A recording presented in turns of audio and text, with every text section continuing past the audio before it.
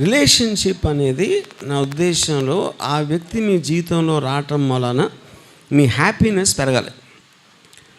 Okay, లైఫ్లో మీరు బతుకున్న దానికి ఒక ఇది ఉండి తను లేకపోతే ఏదో వెలితి ఫీల్ అవ్వటం అది పర్సనల్ విషయం. అది ఇప్పుడు కానీ మనకి మ్యారేజ్ ఇన్స్టిట్యూషన్ అనేది ఒక సమాజం కోసం పెట్టింది. ఒక ఫెమిలియల్ స్ట్రక్చర్ అనేది లేకపోతే to maintain society for the administration will be very difficult. Okay, కానీ మీ పేరెంట్స్ చేశారు, సమాజం చేసింది, కానీ వాళ్ళిద్దరూ మీ బెడ్రూమ్లోకి రారు. సో మీ బెడ్రూమ్లో అయ్యేది మీ ఒక్కరికే తెలుస్తుంది. సో అప్పుడు నాకు ఈ మధ్య నాకు తెలిసిన ఒక అమ్మాయి పెళ్ళైన తర్వాత arrange marriage 2 months she want to take divorce. ఎందుకు అంటే హీఈస్ బోరింగ్ పర్సన్. అది సూపర్ రీజన్.